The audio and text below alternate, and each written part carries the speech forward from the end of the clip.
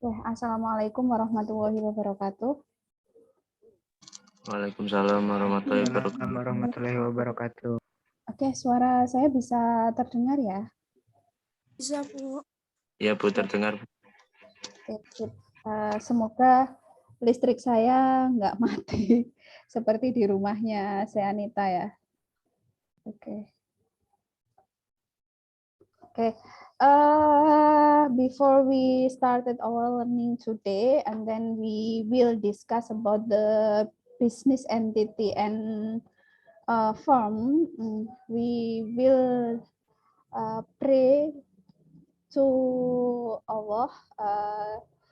I hope we will stay healthy and we can studying at the end of the meeting ya.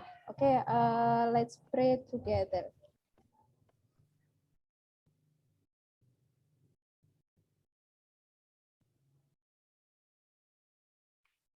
Okay, the prayer is finished. Okay, I will share screen for the topic today. Okay.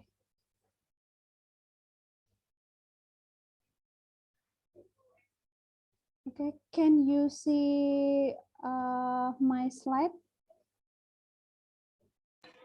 Yes, ma'am. Okay ya. Okay, the topic of the day is business entity and company or firm. And then for the meeting, the 10 meeting, we will discuss about that. Jadi, there are business entity or corporate and company or firm. And then we will understanding the type of the business entity, and then the different of business entity and firm, and then what is the merger and acquisition, and then at the end I give you the 2 assignment. For the first is individual assignment, and then the second is group assignment. Gitu. Jadi kalau saudara cek di PPT, mohon maaf ini our slide in bahasa and in English. Jadi in English only slide 1 until 3 kalau nggak salah ya. I think the 3 slide and then the next slide in bahasa. Jadi mohon maaf, slide-nya khusus hari ini itu saya juga lupa, ternyata belum saya translate. Jadi hanya 3 slide saja yang baru saya translate itu. Termasuk juga nanti your individual and group assignment itu belum saya translate. Oke, nggak masalah ya, nggak apa-apa ya. Oke. Okay, I will start about the definition of a business entity or corporate. Jadi, the business entity or corporate is defined as a legal and economic entity. Ini kata kuncinya. Jadi yang dimaksud dengan participant can now see your application. Ini kayaknya sinyalnya agak lemot di tempat saya nih. Semoga nanti lancar lah. Karena semoga nggak delay ya tulisan saya ya. Oke. Jadi yang dimaksud dengan business entity atau yang dalam bahasa Indonesia itu disebut dengan badan usaha ya. Jadi ada 2 badan usaha. Badan usaha dan perusahaan itu adalah 2 hal yang berbeda. Itu. Jadi ada badan usaha dan ada perusahaan, itu adalah 2 hal yang berbeda. Nah, yang akan kita bahas definisi yang pertama adalah badan usaha atau business entity. Yang dimaksud dengan business entity itu adalah satu kesatuan utuh yang ini legal and economic entity. Jadi aspek legalitas hukum dan ekonomi. Jadi yang dimaksud dengan badan usaha itu adalah satu kesatuan dari aspek legalitas hukum dan ekonomi, atau sebuah organisasi that use production factor. Jadi sebuah organisasi yang memproses faktor produksi untuk menghasilkan to produce goods and services with the aim making a profit or providing public services to the community. Jadi yang dimaksud dengan badan usaha di situ selain dia punya aspek legalitas hukum dan ekonomi, yang dimaksud dengan badan usaha itu adalah sebuah organisasi yang di situ memproduksi faktor produksi. Faktor produksi itu apa? Ada natural resources atau SDA lah ya, SDA. Kemudian ada apa lagi? Ada SDM, human resources. Kemudian ada lagi modal. Itu adalah faktor produksi. Tapi ada pendapat lain, ada tokoh ekonom lain yang menyebutkan bahwa faktor produksi itu ada 4, yaitu yang keempat adalah skill. Tetapi kalau saya itu lebih cocok menyebutkan bahwa faktor produksi itu hanya ada 3, yaitu SDA, SDM, sama modal. Kenapa skill tidak saya masukkan? Karena skill itu adalah faktor turunan dari sumber daya manusia. Jadi saudara tidak perlu bingung dan saudara tidak perlu memperdebatkan ketika ada yang menyebutkan faktor produksi itu ada 4 dan ada yang menyebutkan faktor produksi itu ada 3, gitu ya.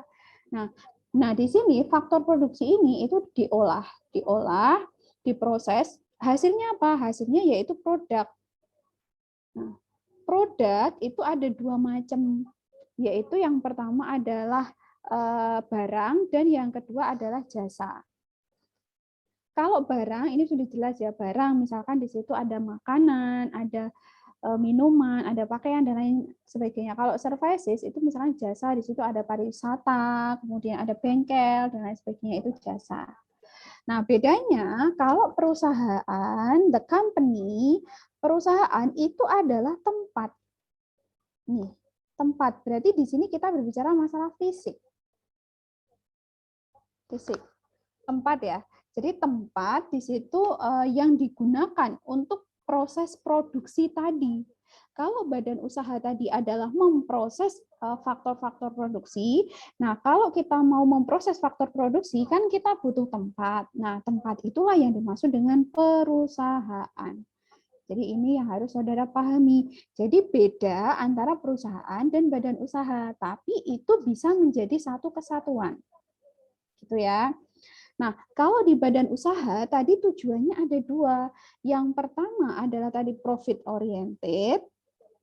Yang kedua adalah providing public services, memberikan pelayanan kepada masyarakat. Sedangkan kalau perusahaan itu tujuannya adalah memproduksi barang dan jasa.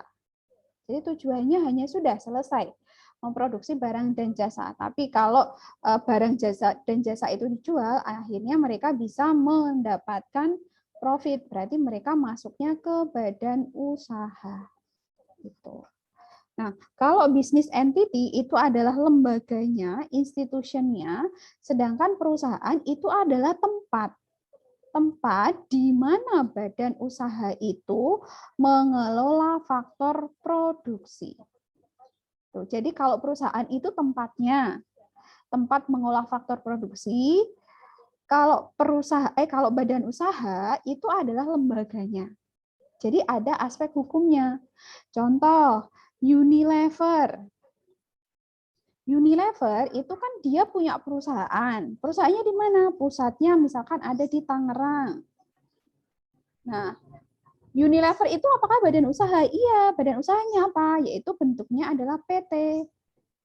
Itu, perseroan terbatas.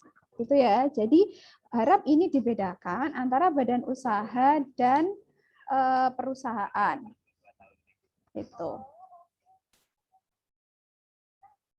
Oke, kemudian perbedaan antara corporate, badan usaha, dan firm atau perusahaan. Yang pertama adalah is receptable implementation of business activity. Jadi business entity atau badan usaha itu adalah wadah dalam mengimplementasikan aktivitas bisnis. Jadi wadahnya. Kalau company itu adalah alatnya. Alat untuk memproses segala faktor produksi dan kegiatan usaha lainnya. Gitu. Yang kedua, di dalam badan usaha itu ada yang namanya legal entity and economic. Jadi mereka merupakan entitas hukum dan ekonomi. Jadi ada legalitasnya. Kemudian kalau perusahaan itu sebuah entitas teknik. Jadi dia teknisnya. Kalau perusahaan itu teknisnya, kalau badan usaha itu legalitasnya. Ya.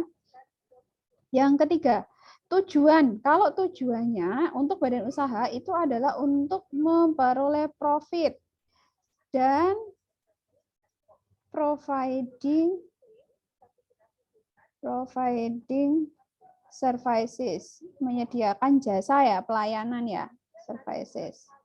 Memberikan pelayanan. Tetapi kalau di perusahaan tujuannya adalah untuk good and or services produce. Jadi hanya untuk menghasilkan barang atau jasa saja. Nah, yang keempat kita berbicara masalah bentuk. Bentuk atau jenis dari badan usaha. Badan usaha itu contohnya ada UD, usaha dagang. Itu saudara mungkin sering menjumpai ya, ada UD apa kayak gitu. Ada PT, ada FA itu firma. Ada CV, ada cooperation atau koperasi.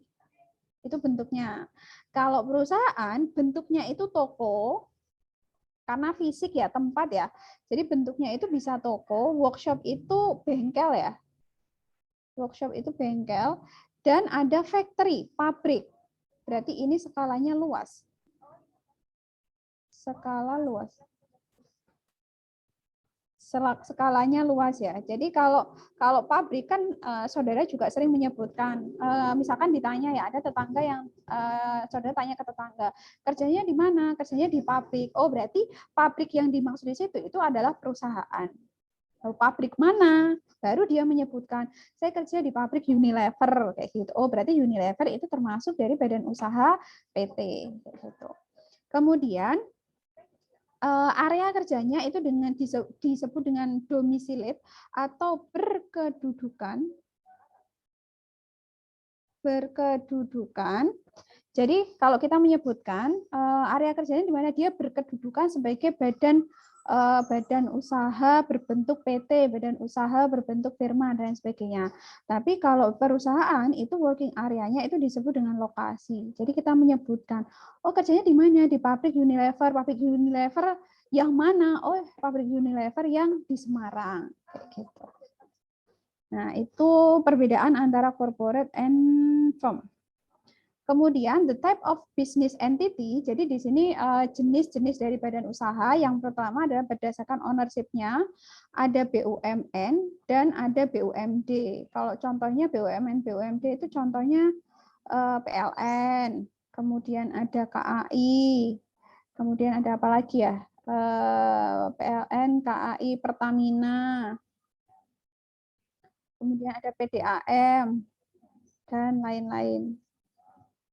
Itu kalau yang swasta seperti apa? Misalkan tadi ada Unilever, kemudian ada kalau UMKM misalkan ada Rocket Chicken,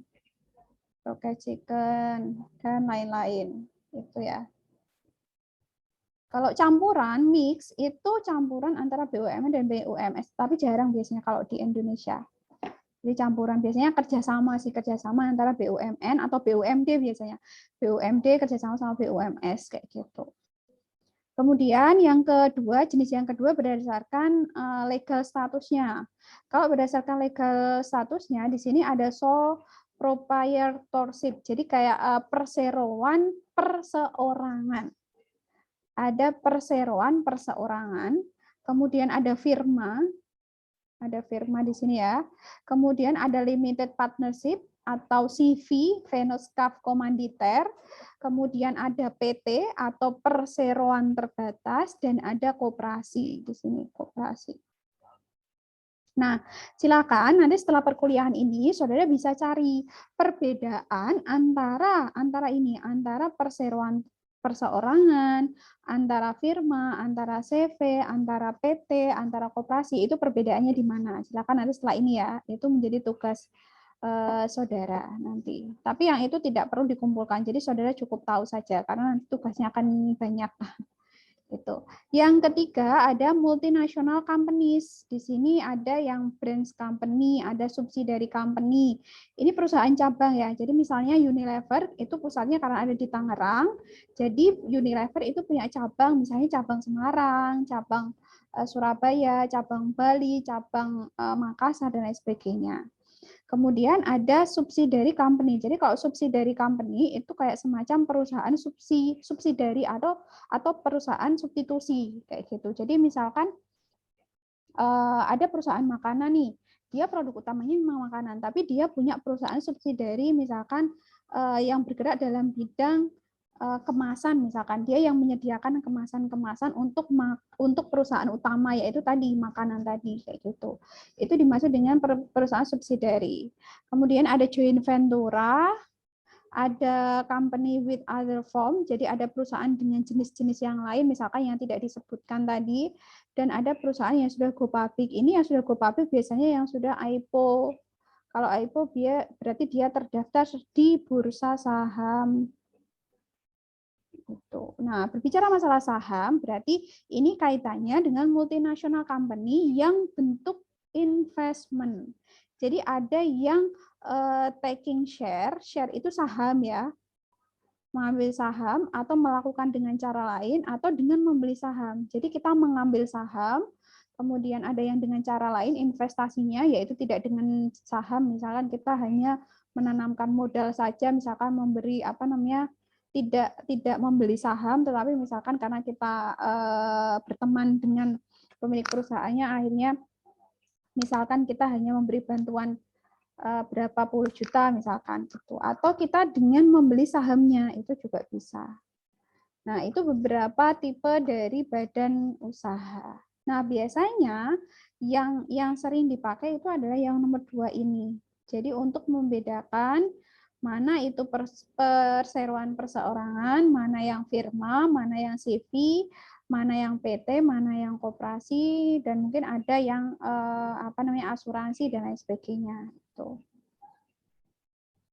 Nah, di dalam perusahaan ataupun badan usaha kita juga ada undang-undangnya, ada peraturan, ada di situ legalitas yang harus kita penuhi. Yang pertama itu kalau dari legalitas internasional itu ada dari PBB, yaitu Code of Conduct on Transnational Corporation. Kemudian ada deklarasi tata ekonomi internasional baru. Kenapa ini semuanya dari PBB? Karena Indonesia itu adalah anggota dari PBB. Karena kita anggota PBB berarti kita itu juga harus mematuhi peraturan yang sudah ditetapkan oleh PBB. Itu ya. Nah, apakah ada peraturan lain? Ada. Kalau misalkan karena kita ikut sebagai anggota G20, maka kita pun juga harus mengikuti aturan perdagangan yang sudah disepakati oleh G20. Apakah ada yang lain lagi? Ada. MEA, Masyarakat Ekonomi ASEAN, karena kita menjadi salah satu anggota MEA, berarti kita pun juga harus ikut peraturan dari MEA tersebut. Gitu. Nah, apakah di Indonesia ada peraturan mengenai legalitas dari badan usaha itu? Ada. Jadi kalau di Indonesia itu banyak undang-undangnya, cuma yang saya tampilkan di sini hanya beberapa saja. Yang pertama adalah Undang-Undang Nomor 40 Tahun 2007, itu fokus pada PT. Kemudian ada Undang-Undang Nomor 1 Tahun 1967, itu tentang penanaman modal asing. Ada juga Undang-Undang Nomor 25 Tahun 96. Tahunnya coba nanti saudara bisa cek lagi ya, kalau nggak salah 96. Itu tentang koperasi. Nah, nanti juga ada lagi undang-undang misalkan tentang firma, tentang CV, kayak gitu. Silakan nanti bisa dicek. Nah, ini yang terpenting yaitu terkait dengan penggabungan badan usaha. Nah, kalau kita berbicara masalah penggabungan badan usaha, di sini ada yang namanya merger, ada akuisisi. Nah, bedanya apa? Kalau merger itu berarti perusahaan pembeli itu akan mengambil baik aset maupun kewajiban perusahaan yang dibeli. Setelah merger, perusahaan yang dibeli itu akan hilang atau berhenti operasi. Contoh, misalkan di sini ada perusahaan A dan perusahaan B. Ada A dan B. Nah, karena perusahaan B itu mengalami masalah keuangan, akhirnya perusahaan A itu memerger perusahaan B. Nah, berarti semua aktiva, semua pasiva yang dimiliki oleh perusahaan B itu otomatis akan menjadi miliknya perusahaan A semuanya. Nah, kecuali legalitas. Jadi kan perusahaan B itu kan sudah punya legalitas. Jadi dia sudah punya SIUP, dia sudah misalkan punya NPWP, punya PIRT dan lain sebagainya, itu akan hilang. Dan nama perusahaan B itu akan hilang juga, lenyap. Jadi perusahaan B itu akan hilang. Tetapi semua yang dimiliki B itu akan menjadi milik A. Jadi gabung sama A. Itu ya, itu kalau merger. Kalau akuisisi, jadi A dan B, A itu mengakuisisi B, tetapi nama perusahaan legalitasnya itu masih ada. Jadi nggak hilang. Kalau tadi di merger itu kan yang B ikut semua ke A. Semuanya karyawannya, kemudian harta yang dimiliki itu semuanya pindah ke A. Tapi kalau kasusnya akuisisi, yang mengakuisisi kan si A nih. Jadi si A itu akhirnya dia punya dua perusahaan yang berbeda. Jadi dengan kata lain bahwa si A, pemilik perusahaan si A itu membeli perusahaan B, semua yang dimiliki B itu masih tetap. Namanya masih ada, tidak hilang. Yang berubah hanya nama pemiliknya saja. Gitu. Jelas nggak sampai sini? Jelas ya, yang berubah hanya nama pemiliknya saja. Contohnya apa? Indosat. Kalau saudara perhatikan kasusnya Indosat, itu kan punyanya orang Indonesia. Ya kan, awalnya. Kemudian dibelilah sama orang Singapura. Ini kok saya nulis tapi agak delay ya, nggak tahu di tempat saudara. Dibeli sama orang Singapura. Nah, apakah Indosat ini berganti nama? Tidak. Tetap namanya tetap nama Indosat. Inilah yang dimaksud dengan akuisisi. Contoh lainnya apa? Facebook. Yang punya Facebook siapa? Yo, yang punya Facebook siapa? Si Mark ya. Si Mark Zuckerberg. Nah, si Mark Zuckerberg itu dia mengakuisisi apa? Instagram. Mengakuisisi siapa? WA. Apakah Instagram, apakah Instagram, apakah WA itu akhirnya berubah nama? Tidak. Jadi mereka tetap namanya Instagram, namanya WA.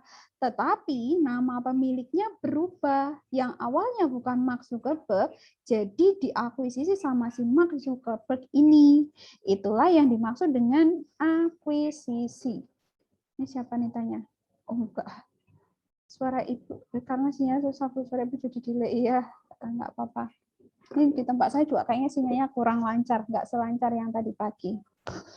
Oke, itu kalau yang merger sama akuisisi. Kemudian yang selain merger sama akuisisi, itu juga ada yang namanya amalgamasi atau pencaplokan. Jadi kita tuh ngambil gitu, kita nyaplok perusahaan B kayak gitu. Jadi biasanya pencaplokan ini adalah yang perusahaan-perusahaan dicaplok itu adalah perusahaan-perusahaan yang bermasalah biasanya. Maka di situ dicaplok. Nah, alasan melakukan merger sama akuisisi di sini ada yang pertama untuk pertumbuhan atau diversifikasi atau keberagaman ya. Jadi dengan kita melakukan merger akuisisi, maka kita akan semakin punya keberagaman dalam usaha kita. Yang kedua ada sinergi, yaitu keberlanjutan. Jadi keberlanjutan usaha kita itu semakin meningkat karena kita punya banyak usaha.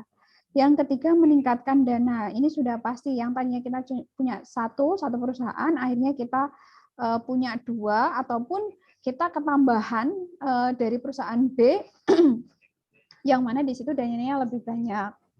Yang keempat, menambah keterampilan manajemen atau teknologi. Ini sudah pasti ya. Jadi kita mau nggak mau ketika kita sudah ekspansi perusahaan kita, maka di situ kita dituntut untuk to increase the manajemennya. Jadi kita meningkatkan kualitas dari manajemennya. Yang kelima ada pertimbangan pajak. Ini sudah pasti karena ini kepentingannya dengan government.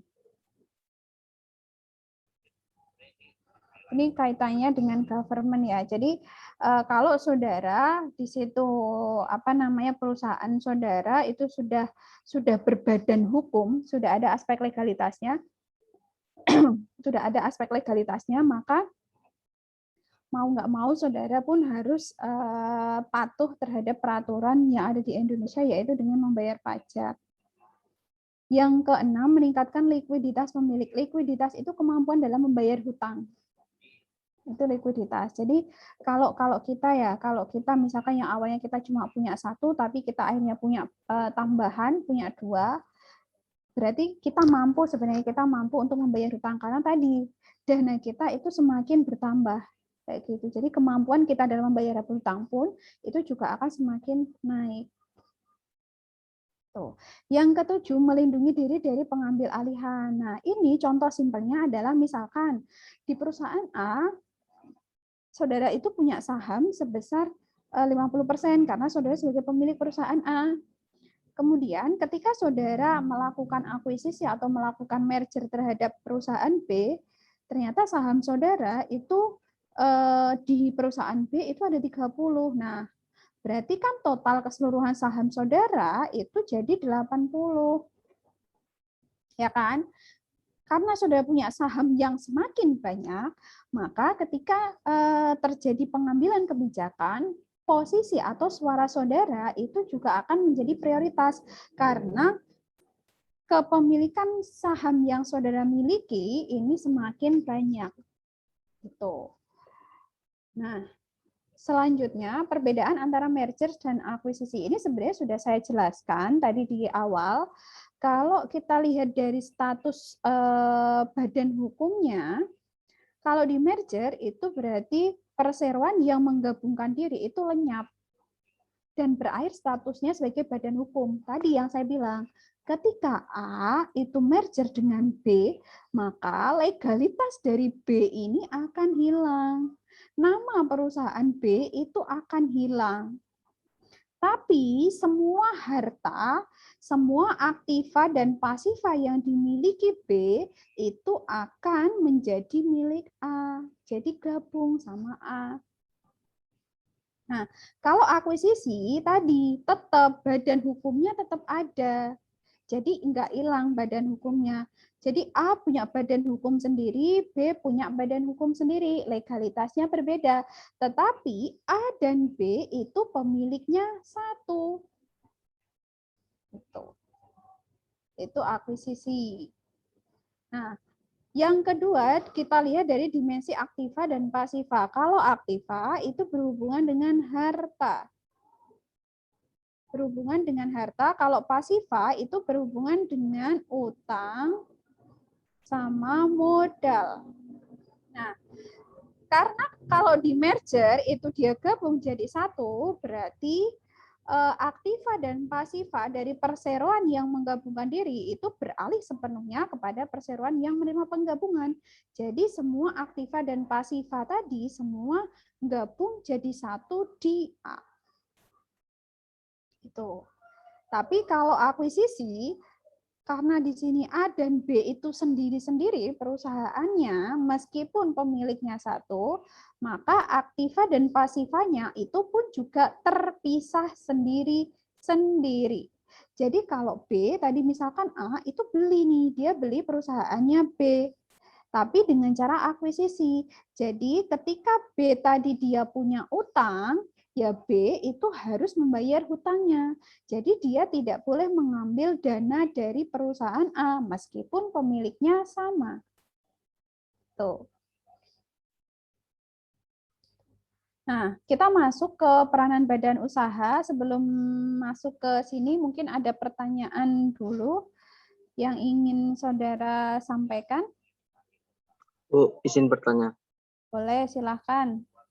Berarti kalau merger sama akuisisi itu dilihat dari pemegang sahamnya, milik modal ya? Enggak harus sih, enggak semuanya dilihat dari pemegang sahamnya, enggak harus. Jadi itu gini, tergantung si perusahaan yang ingin memerger atau ingin mengakuisisi sebenarnya. Kan jadi ada dua belah pihak tuh di situ yang ketemu. Cuma apakah nanti mereka itu akan merger atau akuisisi itu kan ya tergantung keputusan dari kedua belah pihak itu. Jadi bukan karena sahamnya itu. Sebenarnya kalau kita di dalam dunia bisnis antara merger sama akuisisi pun sebenarnya kalau disuruh milih itu saya lebih suka mengakuisisi. Karena nanti dia kan akan terpisah tuh. Dia akan terpisah. Jadi kalau misalnya kita mengakuisisi perusahaan yang misalkan punya masalah keuangan atau kredibilitasnya itu lebih rendah daripada kredibilitas usaha kita. Misalkan ya. Nah, nanti kalau terjadi permasalahan kan yang akan nanggung adalah di perusahaan yang bersangkutan meskipun pemiliknya sama. Kayak gitu. Tapi kalau kita merger berarti kita harus siap nih, harus siap dengan konsekuensi ya kita kalau mau merger berarti kita juga harus siap nanggung hutangnya kayak gitu. Begitu ya. Tadi siapa ya tadi yang tanya? Ya, Bu. Oh, Kukuh ya. Oke. Oke, sudah ya. Satu dulu pertanyaannya nanti kita lanjut setelah slide ini selesai. Ini tinggal dikit kok. Nah, selanjutnya adalah peranan badan usaha dalam perekonomian. Bentar. Oke, pen tab saya tadi nggak hapus dulu. Oke. Nah, peranan badan usaha dalam perekonomian Indonesia. Yang pertama itu adalah sebagai produsen ya. Sebagai produsen yang mana di situ menghasilkan sebuah produk yang digunakan untuk masyarakat dalam memenuhi kebutuhannya. Itu sudah pasti. Nah, yang kedua, sebagai sumber penghasilan dan pendapatan dari masyarakat. Berarti di sini ada yang namanya penyerapan tenaga kerja. Penyerapan tenaga kerja. Jadi masyarakat yang awalnya misalkan bekerja di sektor agraris karena di situ ada perusahaan yang dibangun, akhirnya mereka menjadi tenaga kerja di perusahaan tersebut, masyarakat bekerja di situ, akhirnya mereka mendapatkan penghasilan. Nah, poin yang kedua nyambung sama poin yang ketiga, yaitu sebagai penyedia lapangan pekerjaan. Tujuannya adalah mengurangi pengangguran. Mengurangi unemployment. Dan pendukung pendidikan. Pendukung pendidikan ini contohnya apa? Misalkan perusahaan itu memberikan bantuan pendidikan yang berupa beasiswa. Contohnya apa nih? Ada nggak mungkin di antara saudara ada yang mendapatkan bantuan beasiswa dari perusahaan? Ada nggak? Jarum beasiswa, Bu. Ya, misalkan Fikrul tuh Jarum. Fikrul dapat ya beasiswa Jarum? Dulu, Bu, di madrasah. Oh, di madrasah. Sekarang ya. Ada kok Fikrul. Di kampus di UNES ada kok. Ada beasiswa Jarum masih ada. Kalau misalkan kamu dulu di SMA, kamu sudah pernah dapat beasiswa itu, mungkin bisa diajukan kalau ada pembukaan beasiswa Jarum, itu pasti ada kok. Jadi nanti di kampus, ketika di bangku kuliah ya kan ada banyak beasiswa tuh. Kalau yang dari pemerintah itu kan ada bidik misi. Ada bidik misi, kemudian nanti ada PPA. Ada PPA itu semuanya dari pemerintah. Kalau bidik misi itu biasanya dari awal. Kalau PPA itu nanti saudara semester 2, semester 3 itu udah ada PPA. Nah, Jarum kalau yang dari perusahaan itu Jarum ada. Jarum itu ada kok, setiap tahun pasti ada. Itu saya ingat itu pasti ada. Silakan nanti Fikru bisa tanya-tanya, kan Fikru misalkan ikut organisasi, silakan nanti biasanya ada info, kan lumayan tuh bisa dilanjutkan. Ada beasiswa Jarum, ada juga beasiswa BI Bank Indonesia, itu ada, namanya komunitasnya Genpi kalau nggak salah. Genpi kalau nggak salah ya. Itu banyak beasiswa, tapi kalau yang dari swasta itu misalkan ini Jarum ini. Kalau yang lainnya dari pemerintah, ini kan BI juga salah satu lembaga pemerintah ya. Itu. Kemudian yang keempat itu sebagai sumber pendapatan negara, ini sudah pasti ya. Ini sudah pasti karena ini kaitannya dengan pembayaran pajak atau tax.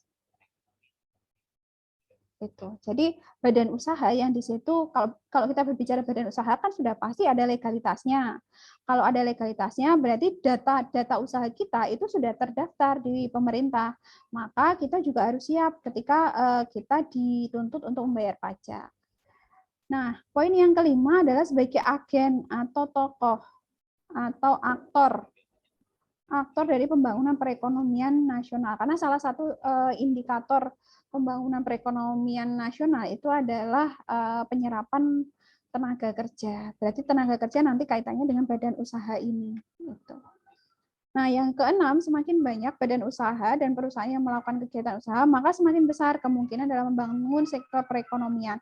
Nah, ini kaitannya dengan kita di Indonesia itu sekarang itu sudah kita bukan lagi negara agraris ya, kita sudah masuk ke negara industrial. Itu, negara industrial. Jadi salah satu indikator pembangunan perekonomian suatu negara itu adalah adanya industrial ini. Karena bedanya kalau di sektor agraris itu penyerapan tenaga kerjanya jauh lebih sedikit daripada penyerapan tenaga kerja di sektor industrial. Nah, selanjutnya kita bahas mengenai legalitas usaha. Ini yang terpenting dan ini menjadi salah satu tugas kelompok saudara. Jadi legalitas badan usaha itu adalah suatu bukti surat atau sertifikat keabsahan yang diberikan oleh pemerintah sebagai lembaga resmi kepada pemilik usaha. Ini bisa BUMN atau BUMS, pokoknya semua pemilik usaha, semua jenis usaha. Gitu. Nah, pengurusan surat izin itu tidak perlu banyak biaya. Jadi biayanya itu bahkan ada yang gratis dan ada yang berbayar. Nah, berbayar pun itu bayarnya tidak sampai jutaan. Paling cuma berapa ratus ribu kayak gitu. Itu hanya untuk administrasi saja. Kalau yang gratis banyak. Yang gratis misalkan saudara bikin NPWP itu gratis. NPWP itu gratis. Kemudian ada juga PIRT. Itu kalau PIRT bayar berapa ratus ribu, kalau nggak salah 300 atau berapa gitu. Bayarnya nggak mahal kok. Merujuk pada Undang-Undang Nomor 28 Tahun 2009 tentang pajak daerah dan retribusi, di situ dijelaskan bahwa dalam mengurus SIUP, kan ada nanti perizinan itu banyak. Ada SIUP, ada IUI, ada IUJK, ada TDI, ada TDP, ada TDG, dan lain sebagainya. Itu sebenarnya bebas retribusi, atau istilah lainnya itu adalah gratis. Ini gratis. Jadi ini itu salah satu legalitas usaha yang gratis sebenarnya. Tetapi kalau saudara di situ disuruh bayarnya itu biasanya tidak banyak kok. Misalkan ada yang 100.000, ada yang 200.000, itu hanya untuk administrasi saja. Tetapi sebenarnya gratis. Nah, manfaatnya apa kalau kita mempunyai legalitas usaha? Yang pertama, kepemilikan usaha itu bukti bahwa kita sebagai warga negara yang patuh pada hukum. Jadi kita itu merupakan warga negara yang patuh, bukti bahwa saya itu sudah mendaftarkan usaha saya itu. Kemudian kenyamanan dan rasa aman dalam usaha. Jadi ibarat kata kalau saudara sudah punya legalitas nih. Contoh simpelnya, Kalau saudara umur 17 tahun, kan saudara sudah legal ya. Jadi saudara akan punya KTP. Kalau punya KTP, berarti saudara mau kemanapun itu sudah sah. Mau jalan-jalan kemana, mau misalkan mau nyoblos presiden, nyoblos siapa, itu juga aman. Atau ketika saudara sudah umur 17 tahun, sudah punya SIM. SIM misalkan, saudara punya motor, tapi kalau belum 17 tahun kan saudara tidak bisa tuh punya SIM. Kalau saudara punya SIM, saudara kan bisa jalan-jalan sama temennya, kemudian touring keliling kota kayak gitu. Jadi itu contoh simpelnya. Itu sama halnya dengan usaha. Kalau saudara di usaha saudara itu ada legalitasnya, jadi aman, mau kemana-mana itu aman. Mau kerja sama si A aman, mau kita terima proyek dari misalnya dari pemerintah aman, kita mau pinjem di bank aman kayak gitu. Yang ketiga, kelangsungan usaha itu lebih bisa dipertahankan karena adanya legalitas usaha itu. Nah, manfaat lain itu menurut Rizky tahun 2016 itu yang pertama mudah jalin kerjasama, ini berkaitan dengan networking. Networking. Udah. Kemudian yang kedua ada legalitas, berarti ini berkaitan dengan aspek hukum ya, legal. Kemudian yang ketiga sadar pajak, itu berarti government. Yang keempat mudah dalam akses permodalan, ini berarti financial institution. Jadi kalau kita misalnya mau utang, itu kita lebih bisa dipercaya sama lembaga keuangan. Itu. Kemudian yang kelima, perlindungan lokasi usaha, itu berkaitan dengan IMB ya. Jadi kita harus mengurus izin mendirikan bangunan, biar ketika ada permasalahan kita tidak digusur. Contoh apa? Contoh ketika di situ ada PKL, berita-berita PKL yang digusur oleh Satpol PP. Jadi wajar saja kalau PKL itu digusur sama Satpol PP karena mereka tidak punya IMB yang jelas. Yang keenam, pendampingan dan pengembangan usaha. Ini berkaitan nanti dengan pemerintah juga. Pemerintah. Jadi ketika usaha saudara itu sudah terdaftar di pemerintah, nanti ketika ada program pendampingan atau program pelatihan dari pemerintah, maka usaha saudara itu akan mendapatkan kesempatan untuk mendapatkan pendampingan itu.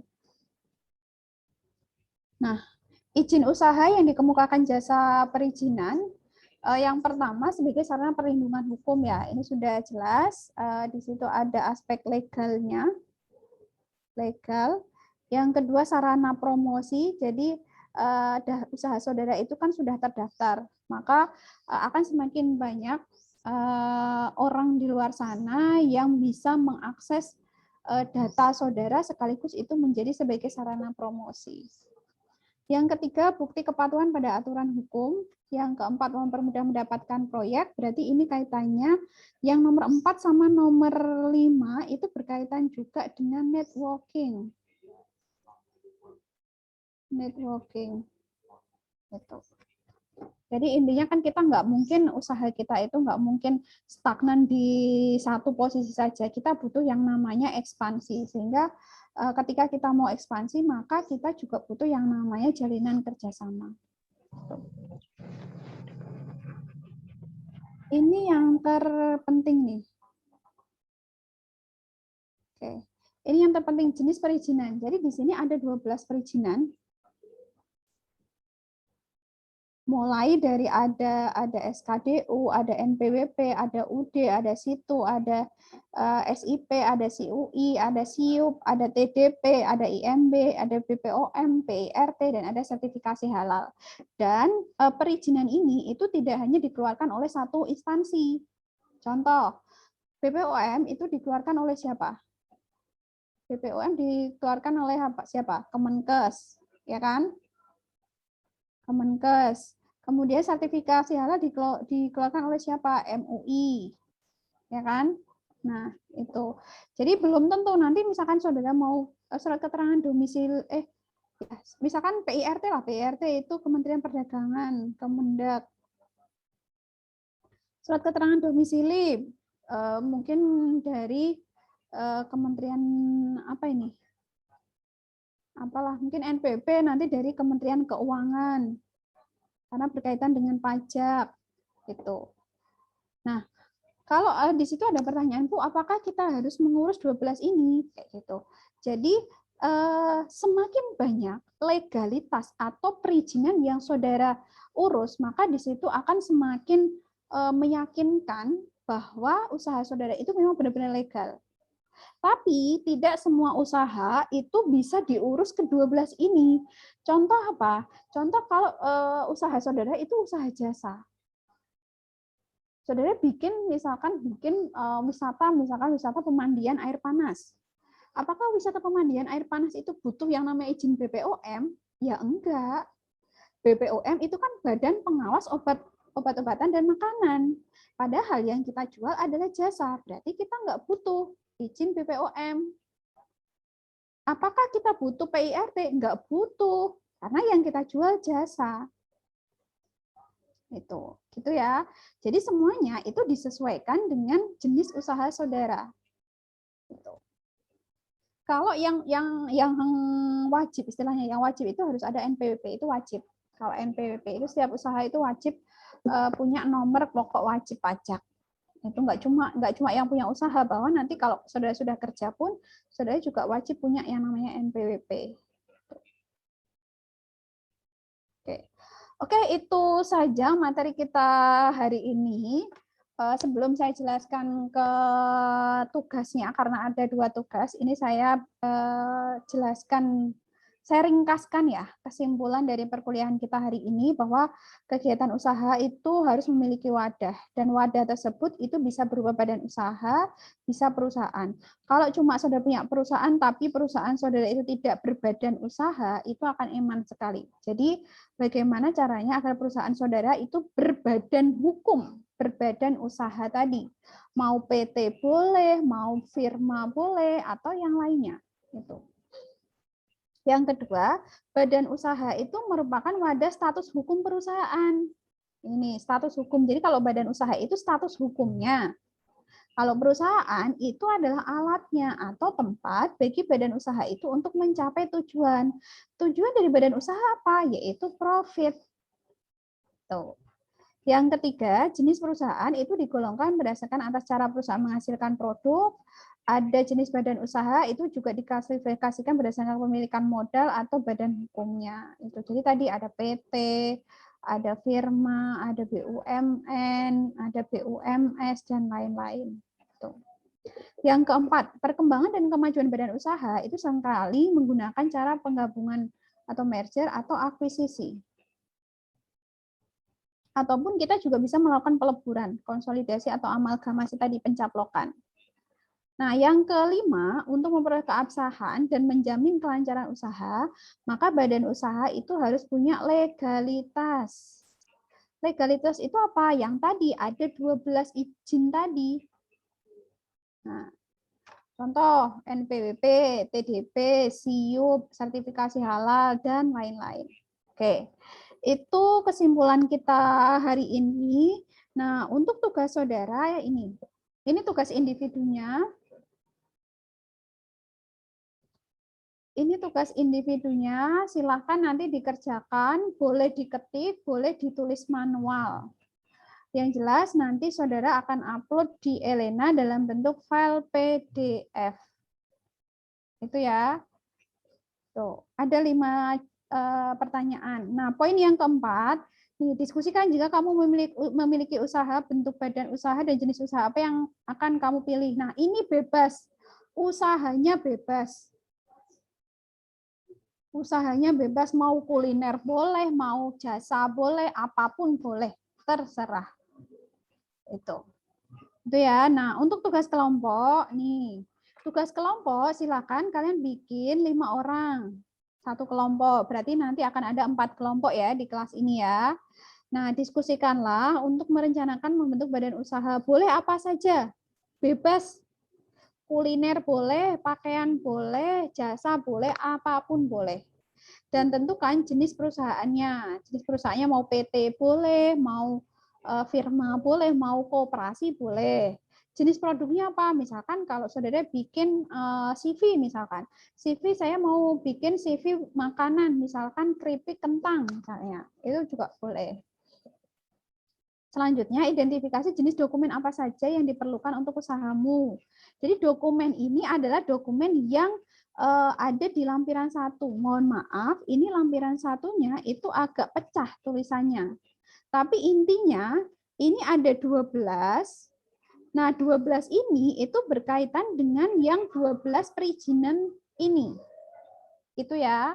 Silakan kalau misalnya kalian mau bikin usaha, Bu, saya mau bikin usaha fotokopi. Oh, berarti fotokopi kan jasa nih. Oh, berarti kalau jasa saya tidak butuh izin BPOM. Itu, saya tidak butuh izin PIRT. Itu, silakan nanti diidentifikasi, dicentang di sini. Nih, kalau perlu dicentang, oh kalau BPOM ternyata saya tidak perlu Bu izin BPOM, misalkan ini tidak perlu, PIRT juga tidak perlu, ya silakan centang gitu. Tuh. Kemudian gambarkan langkah-langkah yang diperlukan untuk mengurus izin usaha tersebut. Jadi saudara itu kayak bikin langkah ya, boleh digambar, silakan langkahnya. Misalkan saya akan menyiapkan dokumen, kemudian ini saya pergi ke pengurusan NPWP, nanti setelah itu kemana, dan lain sebagainya. Silakan digambar saja, boleh. Nah, petunjuk selanjutnya adalah carilah informasi persyaratan dan prosedur pengurusan perizinan tadi. Contoh, kalau NPWP berarti yang dibutuhkan apa syaratnya? Oh, kalau NPWP itu ternyata cukup KTP. Silakan ditulis, kalau NPWP berarti cukup KTP saja. Kalau misalkan mau SIUP, oh saya mau ngurus SIUP nih, berarti yang dibutuhkan apa? Misalkan KTP. Kemudian ada ADART usaha misalkan. Nah, itu contoh saja. Nah, yang terakhir, gambarkan prosedur untuk mengurus setiap dokumen perizinan yang diperlukan. Jadi, kalau mau mengurus NPWP, berarti kalian bikin langkahnya. Oh, kalau mau mengurus NPWP, berarti saya ke Dinas Pajak, misalkan. Dinas Pajak. Kalau mau ngurus misalkan BPOM, berarti saya ke Balai BPOM, kayak gitu. Itu ya, silakan itu. Nah, ini tidak ada patokan. Yang tugas kelompok ini tidak ada patokan gambarnya harus seperti ini, harus dibikin seperti apa, itu tidak ada patokan, silahkan sesuai dengan imajinasi saudara. Karena ini asumsinya gini, saya itu ingin saudara itu punya rancangan bisnis, punya bisnis plan. Jadi kalian berlima itu dalam satu kelompok, oh kita itu mau bikin usaha ini loh, oh berarti saya itu harus menyiapkan dokumen apa saja. Nah itu.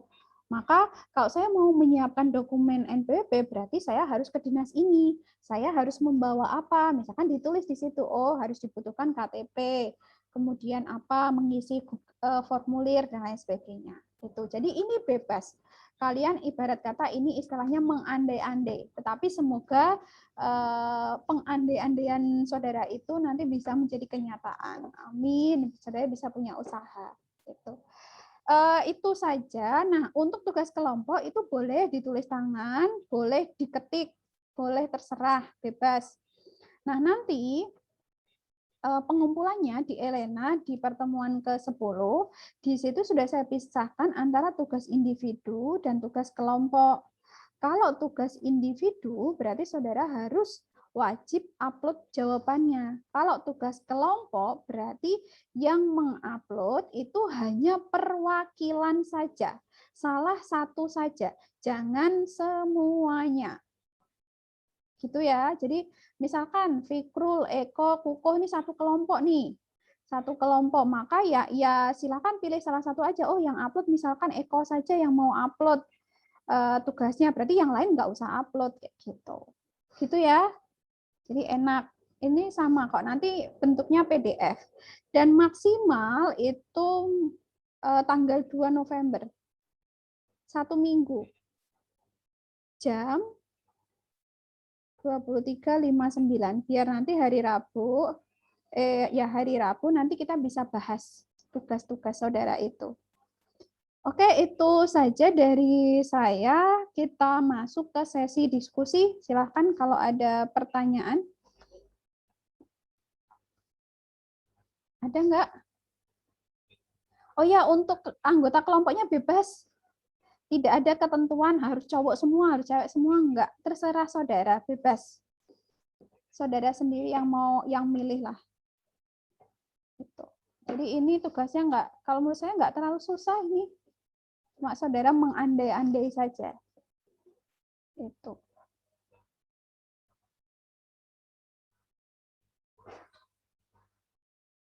Oke, itu saja ya dari saya.